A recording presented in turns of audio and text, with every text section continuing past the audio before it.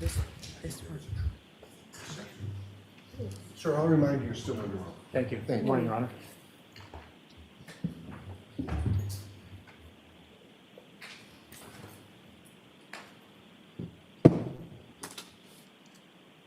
And Dr. Welcher, we're going to ask you to not turn on your computer yet. Okey-dokey. Thank you. And Your Honor, if I could, smartwatches that are receiving text messages during his direct, if we can make sure that that does not occur. I did get my email. How's that going? What's up? Okay, or just don't look at your watch. I'll split it, okay? Okay. Thank you, Your Honor. Morning, Dr. Welcher. Good morning. Do you know whether there was glass found on the bumper of Miss Reed's Lexus SUV? My understanding there was, yes. Did you reach a conclusion on whether the glass on the bumper came from the drinking glass that you assert Mr. O'Keefe was holding at the time of the alleged impact? I didn't have an opportunity to inspect the glass, but the glass was broken and there was glass on the bumper. That's all I know. So you, as you sit here today, you have no basis to conclude that the glass on the bumper came from the glass that you depict as having been held by Mr. O'Keefe at the time of the alleged impact. Is that correct? Well, you're mixing a couple things. No, Dr. Welcher, So can if I- you can just answer my question. I'm If trying I to. need to rephrase it, I will. I'll ask it a different way. Please. You have no basis, as you sit here today, to conclude that the glass on the bumper came from a drinking glass connected to Mr. O'Keefe, do you? Well, we have a picture of a broken glass at the scene. So I wouldn't say we have no basis. We don't necessarily have enough to conclude it's from it, though.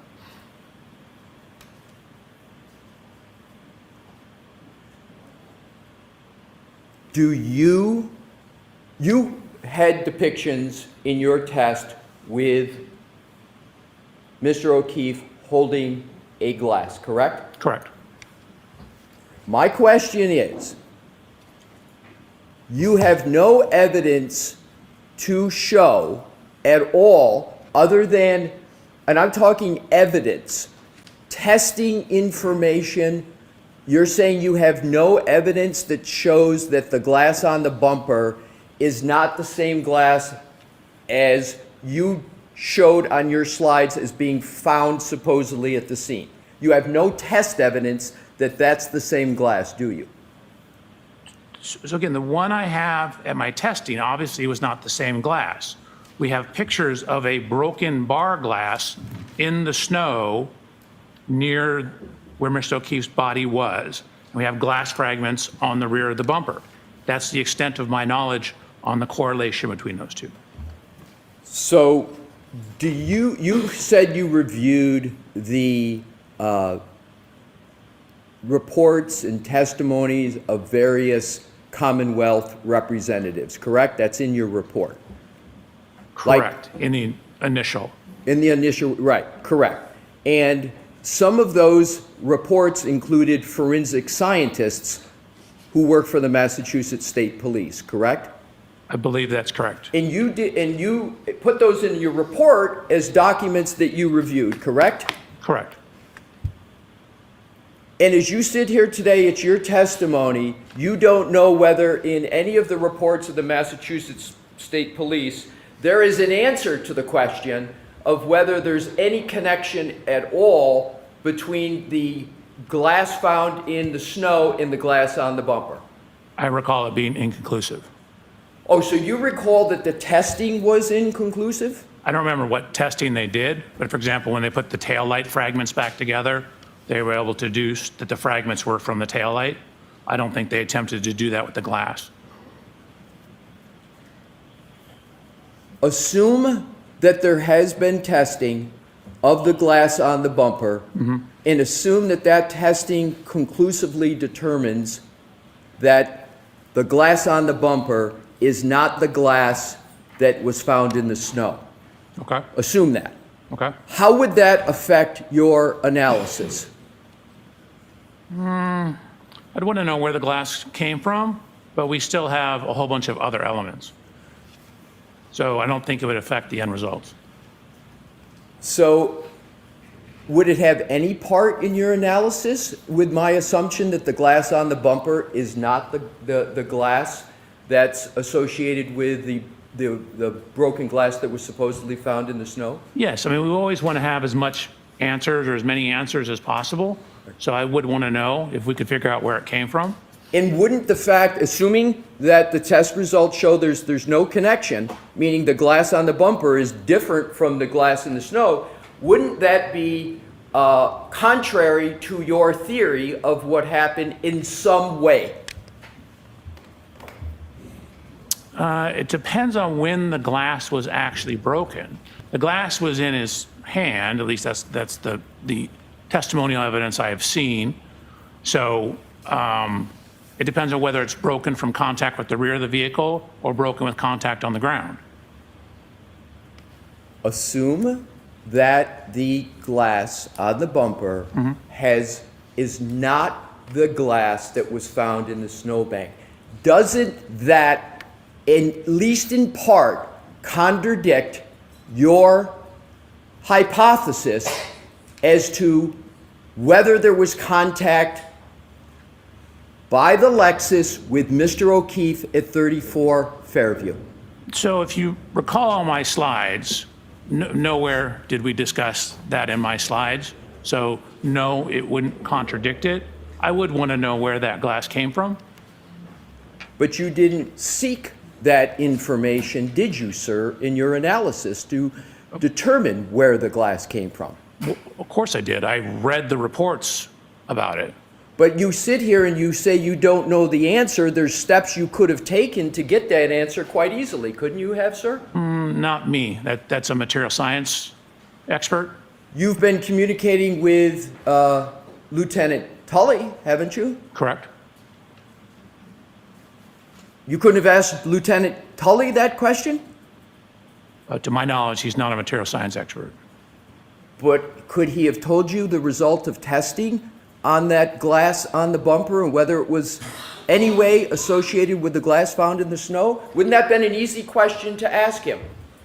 Just, has there been testing, and if so, what's the results? Yes, but my knowledge from reading the reports was it was inconclusive. But you didn't read all of the reports, did you, sir? Apparently not. Let's turn to another topic, laser scans. Part of your analysis involved conducting laser scans of portions of 1 Meadows Avenue, the house of Mr. O'Keefe, correct? Correct. Those laser scans were used, at least in part, to answer the question of whether the collision between Miss Reed's SUV and Mr. O'Keefe's Chevy Traverse at 1 Meadows at approximately 5:07 a.m. on January 29, 2022, caused the right rear taillight of the Lexus to break, correct? Correct. And in that analysis, inches literally matter, correct? You want to get it as accurate as possible. And the reason why inches matter is because, and we're going to get to this, you try, and you did it in your slide presentation on direct, you tried to see whether the Lexus lined up with the Traverse such that there could be a break of the taillight. That was part of your analysis, correct? So the main part of the photogrammetry was to determine the speeds and the angles and the degree of overlap on the vehicles. And then we also looked at the damage from the video, or actually it's just where the snow was knocked off the rear of the Chevy Traverse, and document the height of that. You said the main part. I don't want to engage in semantics. I want to go to my question of, isn't part of the laser scan analysis to determine whether or not those two vehicles align sufficiently such that the Lexus could break, the taillight of the Lexus could break coming into contact with the Chevy Traverse? Wasn't that part of your analysis, at least in part? Yes. Okay. And in that analysis, inches literally matter, correct? It can, depending on which way you're going inches. So the ring camera at One Meadows. You're familiar with that Ring camera, right? At Correct. One Meadows? That Ring camera at One Meadows was used as part of the laser scan process that you and your firm Aperture performed at One Meadows on October 2nd, 2024. Do I have the date correct? I believe so, but like the videos were not literally used during the laser scans. We took the laser scans, the video, combined them together in a process called photogrammetry. Okay, let's get this down to the fundamentals. You used, and that was my question, Your Honor, if we could publish the exhibit with regard to the Ring camera. Sure, what exhibit is it? Yeah, I've got my page. Yeah.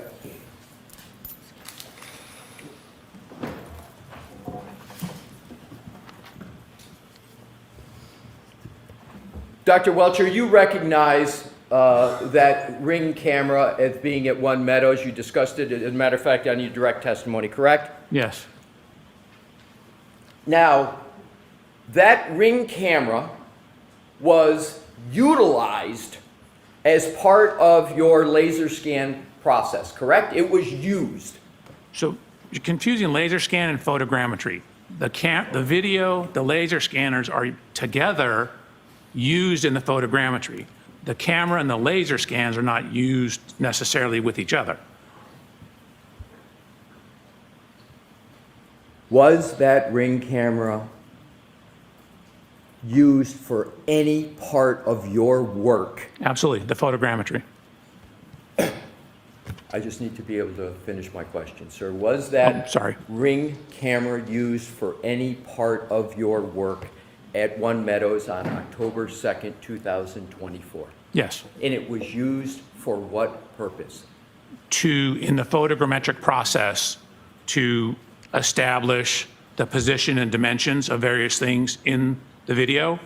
So then we could go back and overlay the vehicles and track the tracks in the snow, as well as look at the damage to the vehicles. Right. So this was used to, as a basis, not the only one, to establish dimensions of the other work that was done in analysis at One Meadows, correct? Correct.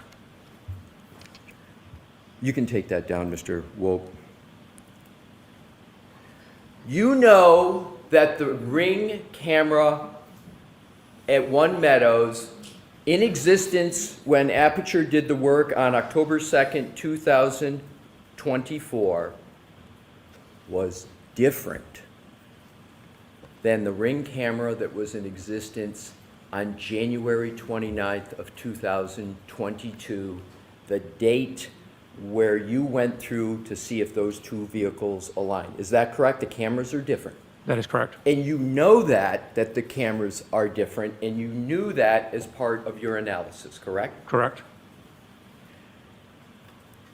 Did you document the differences between the two cameras as part of any work performed at One Meadows? Yes.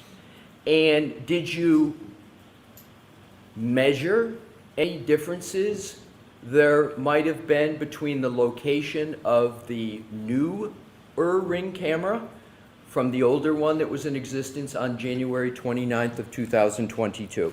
No, what we did is use the current Ring camera in conjunction with the old Ring camera, and with the laser scans, we're able to, again, map the points onto the scene.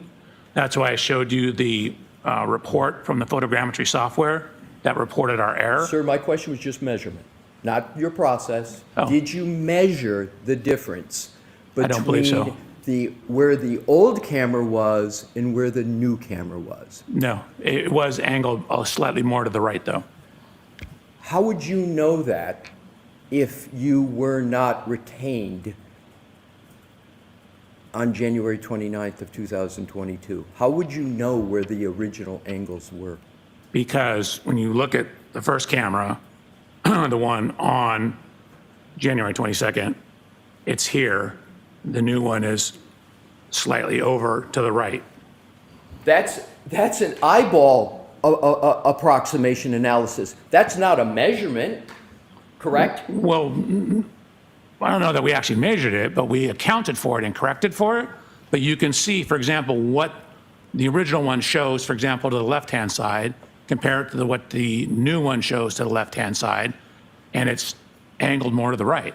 Sir, you have experience with Ring cameras, correct? I do. And I think a lot of members of the public have experience with Ring cameras.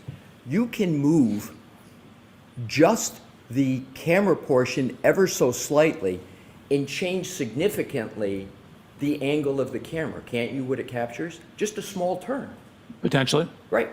Even a millimeter turn can make a change. A 2 millimeter, a 1 inch can make a significant change with regard to what the camera captures, correct? Could, sure. So, did you measure whether the newer camera that was present on October 2nd, 2024 was installed to the left? And I'm talking measure. To the right, to the top, or the bottom relative to the camera that was there on January 29th of 2022? So we solved for the camera I'm position. asking if you measured, sir. Oh, no, we didn't measure. So let's talk about some other differences with regard to cameras and Ring cameras. Different Ring cameras can have different levels of distortion, correct? Potentially. Cameras, well, are you saying that all Ring cameras have the same level of distortion? No, but again, they're mass produced, so you could have some that have the same exact distortion. You could have some that have different. And you don't know the comparative distortion between what I'm just going to now refer to as the old Ring camera that was there January 29, 2022, and the camera that you saw on October 2024, which I'll refer to the new camera. You don't know the difference in the distortion between those cameras as you sit here today, do you? So we know enough information that if the distortions had been different, our errors would have been too high.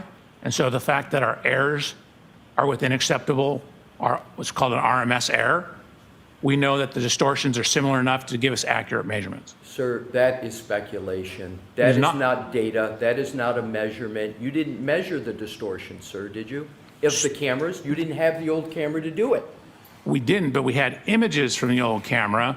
And then when we get images from the new camera and solve those camera properties and then overlay data from the old images to the new images with the point clouds, if that distortion is too great, we will have too high of errors in our project, which is why I showed the error report from the photogrammetry process to show that we have checked for that and documented that our errors are in acceptable range so that we have confidence in our results. You do not have information from the manufacturer of Ring.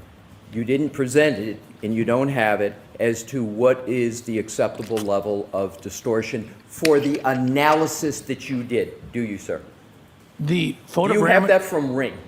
and I don't have it for Ring, but I Thank don't need you. it from Ring. So now let's go to, if cameras have different levels of distortion, that would change the analysis in reconciling the difference between their angles. That's a pretty straightforward proposition, sir, wouldn't it?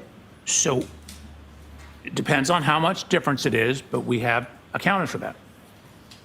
With which model of the Ring camera was present at One Meadows on January 29, 2022? Which model? I don't know. I'd have to go look through the data. Do you believe you, I'm not going to take up the time to have you look, but do you really believe you've got the model of the Ring camera that was in existence on January 29th of 2022? I don't know. I You need to didn't look through the present it report. in your direct testimony, did you, sir? I did not. So do you have the model of the Ring camera that was present at One Meadows on October 2nd, 2024? No. So you don't have even the model for either one of them? Nope, but we have videos from both of them and scans of the scene. So now let's talk about another aspect of Ring cameras. They have mechanisms, as I was talking about earlier, that allow the user to adjust the camera angle, correct? Correct. And do you know whether there was a difference in the camera angle between the two cameras? Yes, as we already discussed, there was a slight difference in the But angles. you don't have a measurement of that, right, sir? I just want- Correct. Okay. But we accounted for it. So,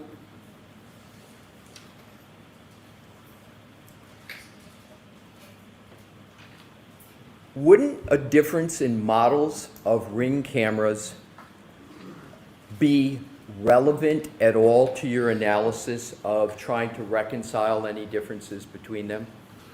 So if you have video from both of them and you have laser scans with three-dimensional geometry of the scene, you can go in and it's called a reverse camera analysis and solve for the distortion properties. The scans give you the real-world dimensions. So once you know the real-world dimensions, you can then go in, you can go in and then solve for the camera lens properties based upon the real-world distortions. So for example, if there's a little bit of bending at the end, the laser scan data will show that, and you can correct for that knowing information about the laser scanner. I'll or ask the the laser question. scan data. I'm sorry, I thought you finished, sir. I'm going to ask the question again because it's a narrow question. Wouldn't knowing the difference in the models be relevant? That's all I'm asking. Wouldn't it be relevant to your analysis of reconciling the differences to them? Wouldn't No. it be relevant? No. So you think the different models are irrelevant to any process you occasioned at one? It's irrelevant. So the analysis of the video itself is more important than the models? I'm not asking if it's more important. I'm just asking, would it be relevant? No, I don't believe it'd be relevant. Now let's go to another aspect of the cameras. Are key parameters in a camera that the software needs to know focal length? It is? Is imaging size something that is an important parameter in a camera? Yes. Are sampling characteristics an important parameter in cameras? Can be. Is the principal point, you understand that concept, sir? Is that an important parameter in a camera?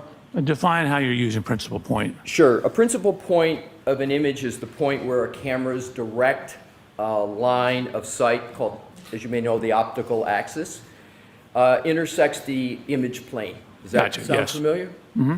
So isn't that the image's mathematical center, the principal point? More or less, yes. And for high accuracy photogrammetric work, it's important to know if the lens is mounted centered over the image sensor due to the small manufacturing variances, correct? Could be important. And if the principal point is the center of the image. Okay. That's relevant. So doesn't that affect the mathematical calculation of the light ray geometry? It could.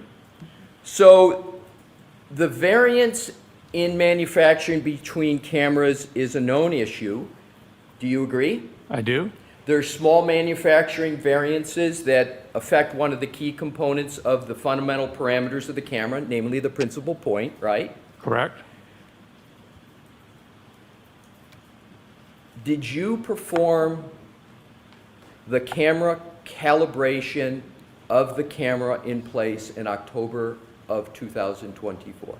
Yes. So within photogrammetry, we calibrated the photogrammetric analysis to the camera. Did you address the principal point in that calibration? Do you have documentation that you addressed that important factor, the principal point? So the checking of the RMS error in the software takes into account, sums up all the potential errors in the measurement, which would include that. Okay. Sir, you know the importance of all of these topics because the output of all the work Aperture did at One Meadows, almost all of it, springs from that camera, correct? It starts there. Okay, it starts there. And if the starting point is wrong, then where you go from the starting point is going to be at least potentially wrong, correct? Potentially. Would you agree that Ring cameras have a swiveling mechanism so that the user can adjust the camera angle? Some do. Do you know whether the camera that was in existence on January 29, 2022 had a swiveling mechanism? I believe it did. Believe, do you know? I do not know for a fact, but you- those style of Ring cameras on the surveillance have adjustability that includes angle. But you don't know whether the camera that was there, the specific camera on January 29, 2022, had a swiveling mechanism or not, correct? Correct. And do you know whether the camera that you saw in October of 2024 had a swiveling mechanism on it? It did. And where did you document the fact that it had a swiveling mechanism? I think we have photos of the camera. Did you document it in writing, and did you document the tolerance of the swiveling mechanism? No. Let's go to, and again, all of the camera, this camera that you used is the starting point for your laser scan and photogrammetry process, correct? Correct. All right. Let's go to another topic. On your direct testimony, as I recall, you stated essentially from various information that you lined up in the video, and we're talking about the lining up of the Lexus with the Traverse. And this is at One Meadows. And so, as I understand what you did, sir, is you took what are called point clouds, 3D images, created them for the Lexus. You took created 3D images, synonym point clouds, of the Traverse, and then you attempted to line them up to determine, among other things, whether they would align sufficient so that the Lexus could line up and potentially hit the Traverse such that the taillight of the Lexus could be broken. Was that at least part of your analysis? That was part. There was more. So, you showed a slide, a few slides, and with your Honor's permission, what I'd like to do is to start with slide 90. All right, do you have any problem with Dr. Welcher keeping his printed copy that he was using? I have no problem with the printed copy, Your Honor. So, I'm sorry, what slide again? 90. Your Honor, my printed copy is tiny. Okay. Can I Can pull it you up? see the, Yes. Yeah.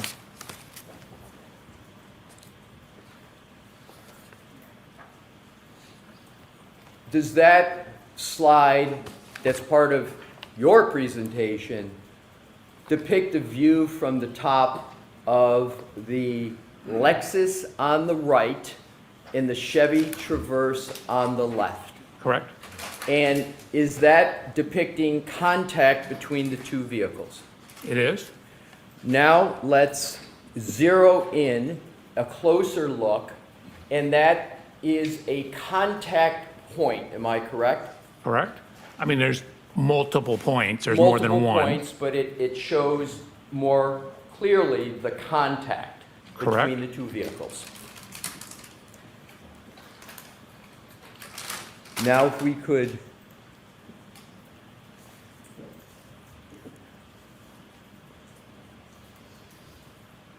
the next,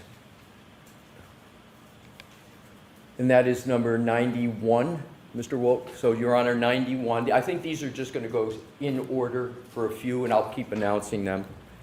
So, this is 91, same vehicles, just a different viewpoint. Is that correct, Dr. Welcher?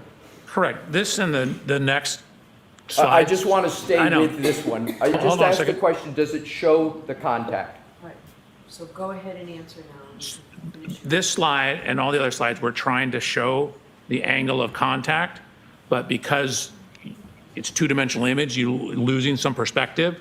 For example, here you're seeing the chrome piece on Mr. O'Keefe's Chevrolet, which is on the right.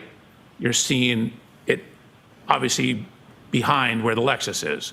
So we were trying to show it at a whole bunch of different angles to try and illustrate the degree of closeness or lack thereof. Alrighty. So Thank you. is it correct that on your direct examination, you said in sum and substance, we looked at the degree of overlap and there's only about a 2 to 3 millimeters of overlap between the vehicles? Is that what you recall saying on direct? That is correct. And that you stated that that supposed 2 to 3 millimeters of overlap was insufficient to cause the taillight of the Lexus to contact the rear of the Chevrolet. Do you recall saying that? That's correct. Now, I would like you to look at that. This is from your slide presentation. Is that not showing contact between the two vehicles? Oh, it absolutely is not. What you're seeing is a portion of the vehicle that is behind the area. Keep in mind the angle, the Lexus is angled off to the left. So the area that you see here is actually, in this case, in front of where the taillight is. This is why we tried showing it from a whole bunch of different angles, because when you try and take a two-dimensional image and look at it, you see stuff in the background. So and again, this is why in the computer, we overlaid them, looked at the measurements, in the computer where you don't have this, we have the three-dimensional measurements, and it does not hit. Where did you show in your slide presentation what you just said, that it doesn't show in overlap? So Where? it shows a contact. It definitely contacted, I'm sorry, Mr. Reporter, down below here. It does not show a contact here. So to answer your question, all the next slides were our attempt to do that. So all the next slides is your answer. We're going to go to those next slides. So just to be clear, you're saying that that depiction does not show any contact between the taillight of the Lexus and the Chevy Traverse. So the upper taillight, just to be clear, because the lower taillight is much closer. Well, it's not only much closer, it's in contact, isn't it, sir? It's very close. It's probably within an inch of being in contact. Oh, so you state that even the lower part of the taillight is not making contact? So if, again, maybe there's a photo we could show or a scan. That is on the rear of the vehicle, and it contacts on the corner, which is just around, so maybe like an inch or so in front of it on the corner. I'm just going with what you presented in your slide Well, let's presentation. go to the next slides, and then Sir, maybe I we'll see will it. determine which slides we go Okay. to on my questioning. I'm just hoping So to now answer your let's question. go to, Mr. Wolf, the next slide There we go. in your presentation. My question is zeroing in. Are you saying that that slide does not show contact between the tail light of Ms. Reed's Lexus and any part of the Chevy Traverse? Yeah, absolutely. It's exactly what it shows. You can see a little better here. Again, we tried all these different angles, which is why all these slides are in there. But you can see some of the geometry of the light. This structure, and again, remember I said the Chevy kind of curves in as it goes up a little bit? Let's go to the next slide. 40. 40, yes, please.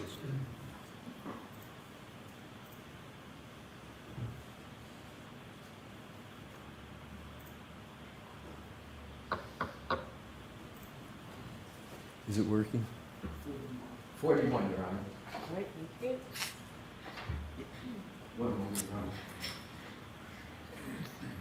That's Exhibit 41? No, I have a question, because it's not my slides.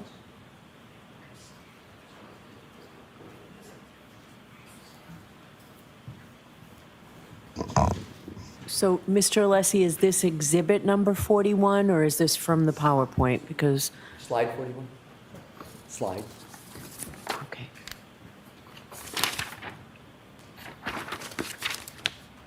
Yes.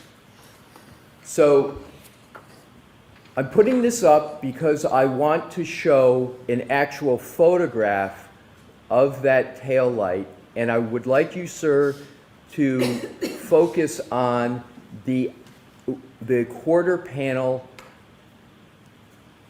tail light in each. Do you see a jutting out of the quarter panel taillight in that photo, do you see it jut out? So I don't know if you and I are talking the same thing. There are little fins here. Correct. Now, what I'd like to do is to go back to the depiction we were just looking at, and that depiction doesn't show the jutting out, does it? No, it does. Those are actually more on the side of the vehicle. You can't see them in this image. Correct. You But- can't see them. Hold on a second, I wasn't finished. But Sir. they are 100% there.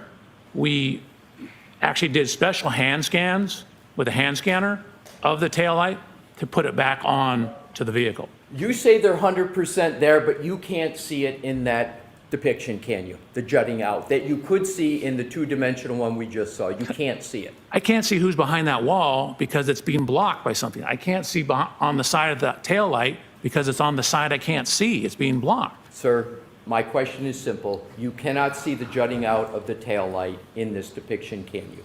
Correct. Okay, now let's go on to the next question in this topic. You could have easily solved what you consider to be the issues you had with trying to show it lining up, couldn't you, sir? You had an easy solution for that. I took the best solution. I'm not sure what You you're referring had to. 3D images, correct? I did. You could have shown and measured 3D images to get almost the exact contact point and almost the exact dimensions if you had just used the 3D images that you had available to you. Isn't that correct? That's exactly what we did. When I went through the video analysis, I showed you how we overlaid the point clouds, the 3D scans, on top of each vehicle. So we took the, I'm sorry, we took Sir, the vehicles. please don't interrupt. Hold on. Your Hold Honor, on. he keeps referencing my hand and saying I'm doing something when I'm not, and I think that's distracting to the jury. So- I'm not interrupting him. Hold on. Let the witness answer the I question. am. I'm just holding my hand like this, Your Honor. He keeps saying that I'm doing Mr. something. Alessi, please. All right. Go ahead, finish the answer, Dr. Welcher. Again, in the photogrammetric analysis, I showed the video, I showed how we overlaid the point cloud on top of the video. That proves that the way we solved it, correct camera characteristics, matches, otherwise that would be distorted. We overlaid the scans of the Lexus into the photogrammetric analysis. We overlaid the scans of the scene into the photogrammetric analysis. We overlaid all that stuff into the analysis. We did exactly what you're suggesting. You could have easily addressed this issue by the following. If you really believe there was no contact or not sufficient contact, you could have produced a graphic that shows a gap between the two vehicles. A graphic, couldn't you? That's not a graphic. What is that? Sir, I get to ask the questions, and you are to answer them subject to the judge's ruling. So my question is, couldn't you have created a graphic that That's- would have better shown the issue that you are creating or talking about today? That's my question. Couldn't you have created a graphic? We did. We created a whole bunch of graphics. You called what we just saw a graphic? Yes. Well, if there's a gap, why isn't there then something that shows a clear gap? Because when you have the angulation of the vehicles, you have perspective. When you're looking at it, even if you do a top down, you see everything projected onto a single flat plane. So you can't tell the height of things.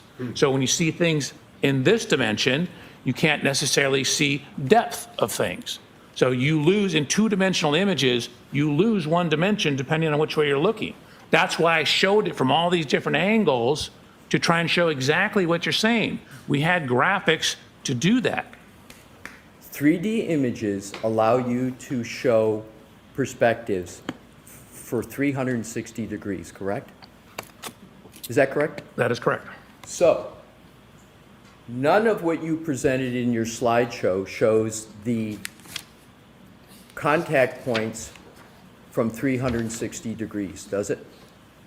I don't understand your question. Are you asking if I showed it at every single, I went through 360 slides that showed it at every single degree? Sir, let's move on. I think I've made the point. So I'm going to strike the comment, Okay. Mr. Alessi. Dr. Welcher, let's go to the next topic.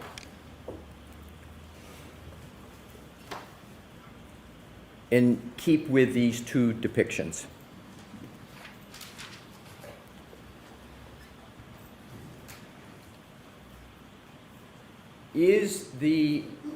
Are these two images point clouds or 3D images?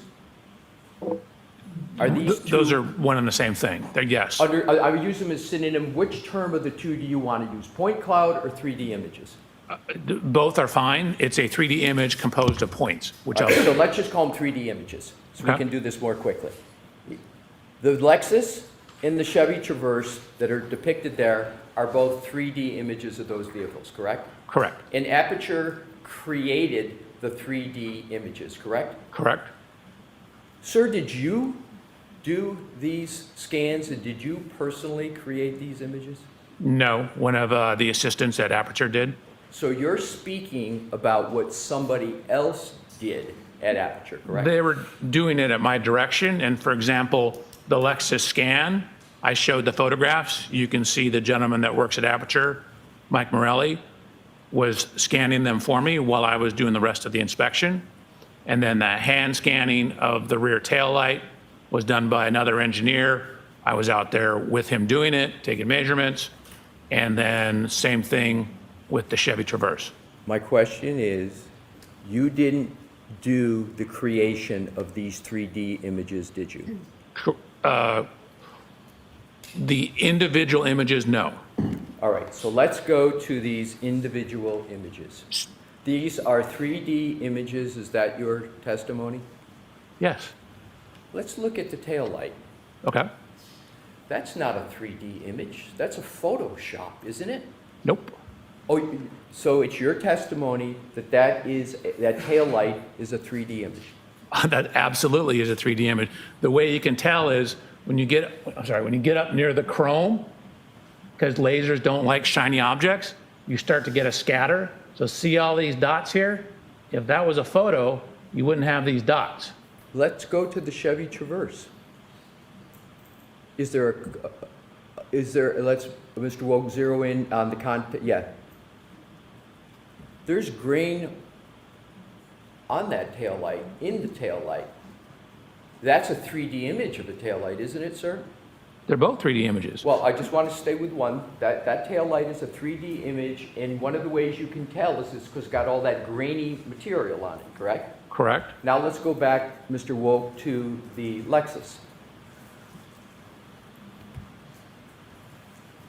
Let's now go to the bumper. But do you want me to explain the difference? No, Okay. thank you. I would like to go to the bumper. Do you see any the predominance of any grainy image on the bumper? There's a little bit. So for example, when you get near edges, it has a hard time with edges. I'm So sorry, you- the bumper cover. Right. See the bumper cover up above? This whole thing is the bumper cover. That's the step pad. That's the rear body panel or the rear deck lid. I'm talking about the step pad, sir? Just the step pad of the bumper? Are you asking about just from here to here? Correct. The bumper step Can we pad. zoom in on it? Pardon me? Can we zoom in on it? Sure. Do you see any? Yeah, I see graininess. Let's go over to... Right in here. You can see it all through here. You see it through here. Well, I'm talking about the step pad, not the entire bumper. I'm just talking about the step pad. Right. So you're zooming in on the bumper. Right. The step pad is this structure up here. We're going to move up. It just takes a while. So your testimony is that is a... Can you zoom in more? That's... You would like it zoomed in? Yes, sir. Sure. Your testimony is that that is a 3D image, not a Photoshopped step bumper cover. Is that correct? So we have mapped the color over the 3D scans. We used 2 separate scanners. If you recall, when I got out to Miss Reed's vehicle, that taillight was gone. So we had to replace the taillight. Talking about the bumper cover, not the taillight. Okay, I'm explaining the process. I'm just asking about the bumper cover, not the process. So focus your answer on the bumper. That is a laser scan. Okay, so your That's a 3D testimony model. is the step part of the bumper cover is a 3D image from a laser scan, and it's not a Photoshop. That's your testimony. Absolutely. And you didn't perform the work for the 3D that you claim the bumper step up is. You didn't do that work to produce that depiction, did you, sir? Somebody else in your firm did it. So this is all done at my direction. The engineers that work for me, so I'm telling them what to do. I'm not the one punching the keys. That's I'm my saying, question. I need you to do this, and this. Use the hand scanner, go scan the light. I need to put this back in because it was missing when we got to it. So no, I'm not punching the keys. Okay, so Okay? Come on over, please.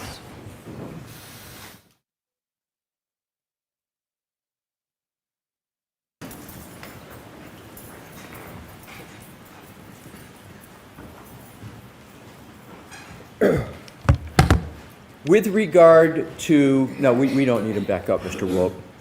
Isn't it correct that 3D images allow for proper and most accurate measurements as opposed to 2D images? Is that a correct general statement? I mean, generally, yeah. Okay, that's my question. So let's go to the next topic. Let's talk about hydraulics on the Lexus SUV.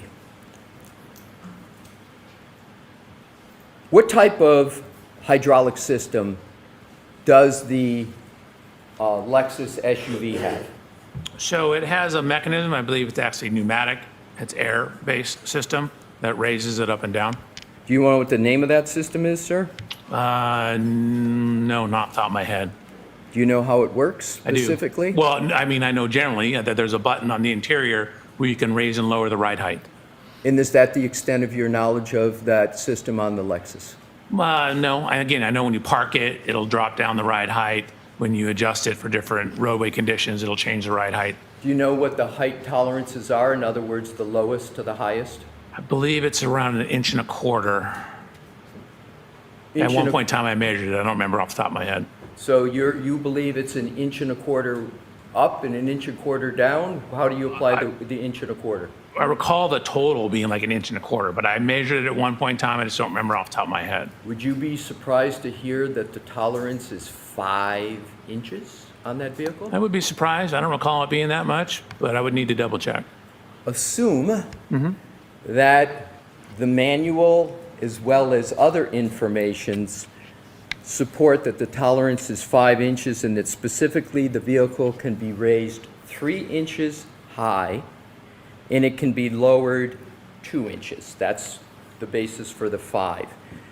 What was the suspension height of Miss Reed's Lexus that you used for your accident reconstruction analysis out front at 34 Fairview between 12 a.m. and 1 a.m. on January 29, 2022 to determine whether it was possible for the spoiler on the back of the Lexus to make contact with the eye of Mr. O'Keefe?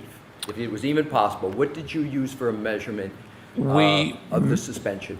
Matched the measurements from when the vehicle was tested, I believe on February 1st at the Canton Police Department. What match did you make? So we aligned the bottom of the taillight, actually the sheet metal right below the taillight. So we adjusted the height of the Lexus to match that. Did you in any place document what level the Lexus was at the time of any testing, meaning the suspension? Did you document at all? Yes. Where?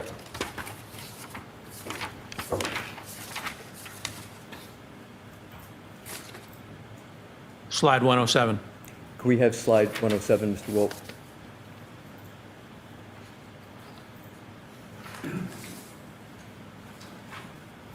And then if you could zoom in on the lower photograph, the gentleman with the blue shirt. Zoom in a little more, please. So if I may, we matched the bottom of the sheet metal here to photographs when it was at the Canton Police Department. Sir, my question is, where did you document whether the suspension was at 0, whether it was +3 or -2? Where did you document that? Right here. And what are the numbers of the documentation of that? I don't know. We were matching the photos. So I don't care what the numbers are. I care that the height is the same. Okay, so I just heard you say, if I heard correctly, you don't care what the suspension is at. Is that your testimony? No, I don't care what the suspension number is as long as the heights match. I understand. I understand. So what was the suspension height of Miss Reed's Lexus at 5:07 a.m. on January 29th, 2022, while at 1 Meadows and colliding with the Chevy Traverse? What was the suspension height then? We assumed it was the same as when it was at the Canton Police Department. Exactly. You assumed, but there's no measurement like was just on that depiction. There was no note that said, okay, we're doing this very important and inches sensitive measurements to see whether the tail light on the Lexus makes contact with the Traverse, but there's no measurement and no documentation of what the suspension height was at 1 Meadows, correct? So we took the closest measurement in time to the 1 Meadows event, which is when it was at the Canton Police Department. That was the best information we had. Well, that information isn't very good because the vehicle had to go from Canton to 1 Meadows, and when the vehicle drives, the way the suspension system works, it's automatic. When you go above 20 miles an hour, the suspension comes up, and when you turn off the vehicle, it goes down so you can get out easier. So it would be improper to assume that the suspension at 1 Meadows would be the same at another location. That's the only, sorry. Was there an objection? Yeah. Go ahead and answer, please. That's the extent of the information we had. We had it when it was at the Canton Police Department. That's- We matched that height. Sorry, sir. I understand. But actually, you brought up a good point. It's going so slow when it's backing up that it wouldn't raise up. So the static position when it's backing up would be the static position. But it wouldn't be going in backup from the Canton Police Department to 1 Meadows. It wouldn't be going back up when it's going in other locations, sir, right? It would be driving forward. It had to get from point A to point B. Right, but as you pointed out, when you turn it off, it drops down, and then you turn it on, and then once you go above 20, as you indicated, it goes up. But when she's backing up, she never goes more than a couple miles an hour. So it's going to be at the same position as when you start, which is approximately the same position when it's off at the Canton Police Department a couple days later. Do you know whether the suspension system locks when there is testing of the infotainment system? Whether the suspensions, I don't know. Okay. Let's go on to the next topic. You're aware of the vehicle control, excuse me, Your Honor.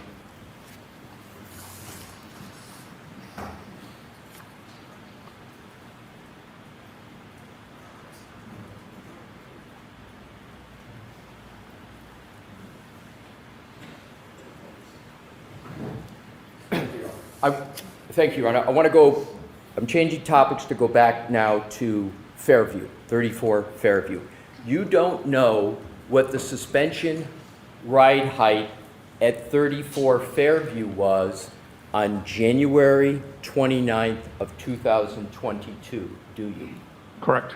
So therefore, if you don't know what the suspension height was, because of course you weren't there on January 29, 2022, there's no measuring stick, as you say, you assert that you would have accounted for it in your methodology. So you don't have the suspension height for that key day, do you, sir? I only have it 2 days later. All right.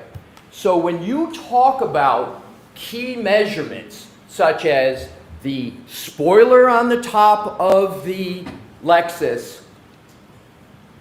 and the inches that are important as to whether things such as is there a contact with the front eye, you don't have some data that would be relevant to that calculation, the sum data being the suspension height of the Lexus at that time, do you?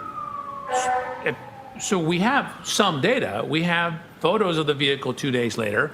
We don't know the exact height outside because, as you alluded to, we don't have a measurement on January 29th of it, but we do have it 2 days later.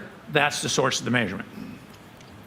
You don't have the suspension height or the setting of the suspension of the Lexus that existed on January 29th, 2022, do you? Correct. Now let's go on to another topic.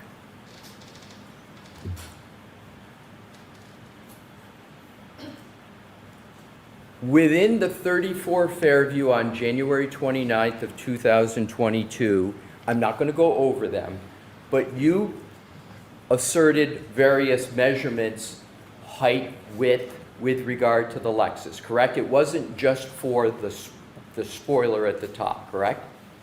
Correct. And for all those other measurements that you talked about, you did not have the suspension height and the suspension setting of the hydraulic system of the Lexus on January 29th, 2022, did you? So the hydraulic's only going to affect the vertical dimensions. It doesn't change anything left to right. It doesn't change anything down the side of the car. Understood. But for the measurements that are affected by vertical, you didn't have the suspension height of the Lexus system on January 29, 2022. Again, I only know what it is 2 days later. So now let's go on to vehicle control history. Sir, you understand what I mean by vehicle control history of Do? This is VCH? text stream information? Are you aware of what is called the Bosch crash data retrieval system in Lexus vehicles? Of course, we showed it on my slides.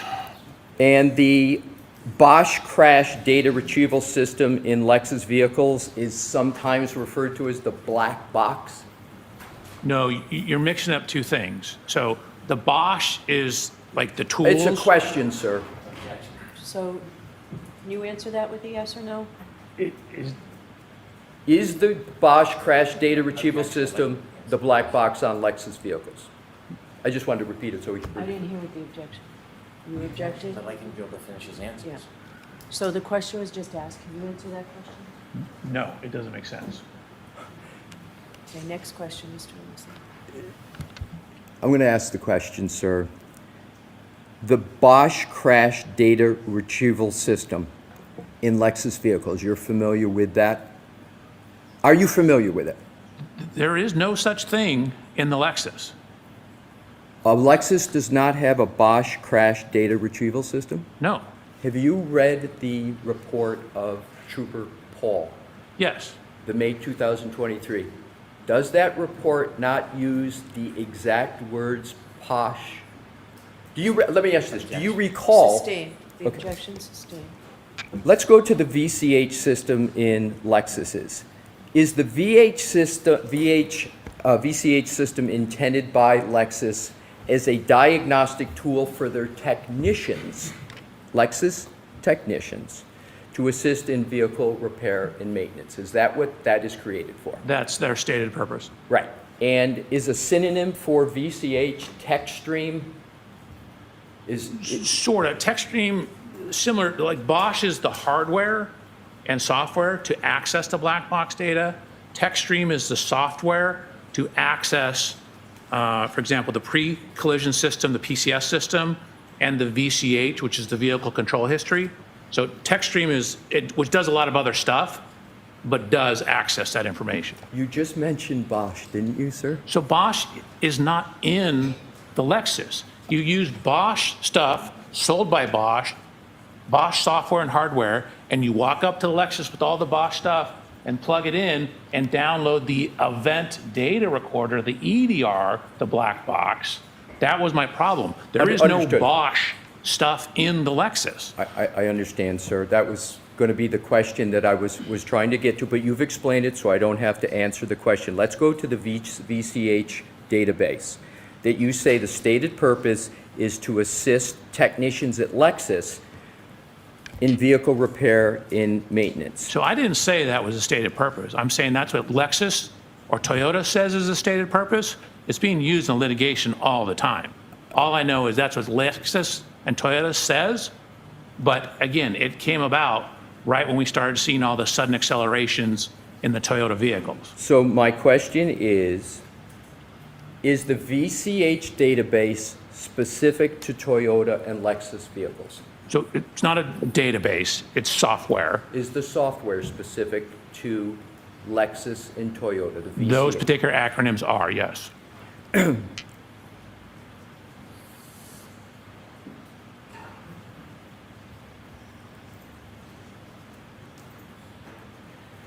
Want to move to another topic, and we are almost finished. We have just two more topics, sir. How common were VCH events when Miss Reed owned the Lexus? In 2022, Do you know the ownership period of Miss Reed with respect to the Lexus? Do you know how long she owned it? I have that documentation, I don't know off the top of my head. Do you have an approximate?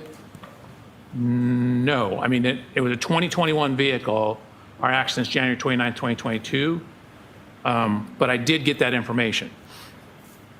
Do you know how many VCH events were associated with the Lexus of Miss Reed? I did not count them, no. I have them all. Do you I was have- only focused on the ones around our time period. Exactly. But do you have the number of events? Do you know how many there were? I could get it for you. How long would it take, sir? 3 minutes? Why don't we come back to it? Okay. And we'll see if it's... How about I start this so that we don't have to wait for it to boot up? And then when we come back to it, it's ready to go. You As okay long with as that? that's all you're looking at, sir. Yep. Thank you. And then pick your head up, please, so I can finish these two Please, topics. go ahead. So, how often were VCH events recorded on the Lexus before January 29th of 2022? Man, I have to pull this data up. Fair to- enough, fair to enough. answer that I question. assume that's going to be in what you're also pulling up. That's the goal here.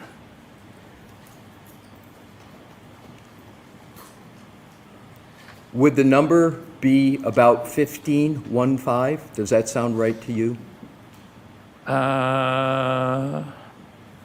Let's see, 1, 2.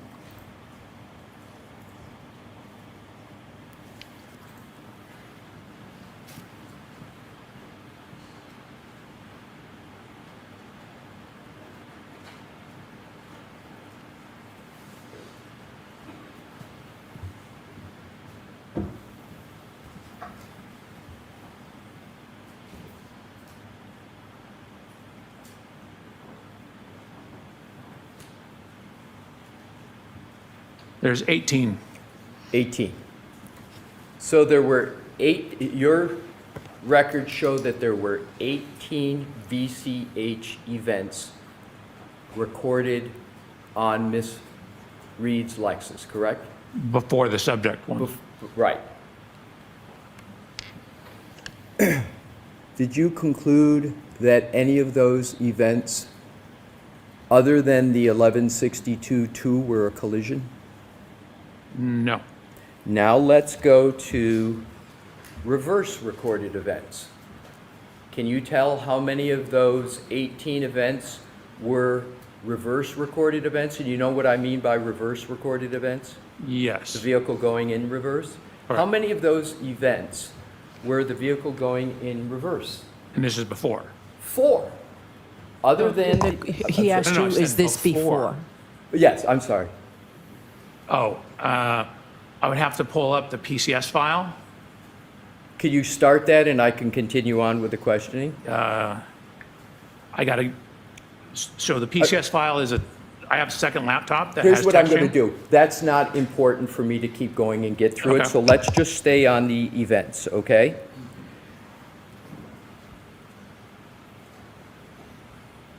Only one of all of those events, those 18, are you concluding that there was a collision associated with them, correct? Just one. No, all those 18 are before. The collision's number 19. No, I'm saying, I understand what you're saying, but for all the other events that are recorded, you're not, other than the January 29, 1162-2, you're not concluding that any of those were collisions, correct? I didn't look at them. They were so far mileage away from everything. But you're not concluding, even though they were so far away and you didn't look at them, you don't conclude from the information you have that any of them were a collision, correct? Sustained. Let's go to 5:07 a.m. on January 29th, 2022 at 1 Meadows, the home of Mr. O'Keefe. Okay? There was a collision between Ms. Reed's 6,000-pound Lexus and Mr. O'Keefe's approximately 4,500 Chevy Traverse. That's undisputed, correct? They collided, they made contact. They touched. Right. But the actual collision at 1 Meadows did not register the recording of an event on the Lexus VCH system, did it? Correct. It's too minor. So, however, you want this jury, sir, to conclude that the glancing blow that you contend occurred at 34 Fairview Road by the same 6,000-pound Lexus in contact with a mere 216-pound man did register an event on the Lexus, correct? No. The impact didn't register the event. As I pointed out, the trigger was from when the accelerator pedal went to 30%. The tech stream does not register crashes at all. It registers excessive acceleration, excessive steering, excessive braking, things like that, things that would be part of the maintenance system. So the tech stream will never register an event, even if you hit a wall at 100 miles an hour necessarily. I mean, it'll cause fault codes and things like that, but that's not what it does. The trigger here was transitioning into reverse and then gunning the accelerator pedal in reverse. And so when it went from 30 up to 74% throttle, once it went over 30 in that transition, that's what triggered the tech stream. It had nothing to do with, and that's why I'm telling you, I don't know when in that event the impact occurred, because the tech stream doesn't tell you that. Thank you. That You're is welcome. exactly my point. The tech stream information doesn't tell you when a collision occurs, does it? Correct.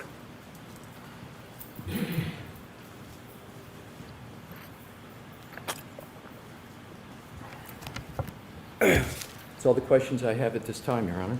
All right, why don't we take our morning recess, Charles?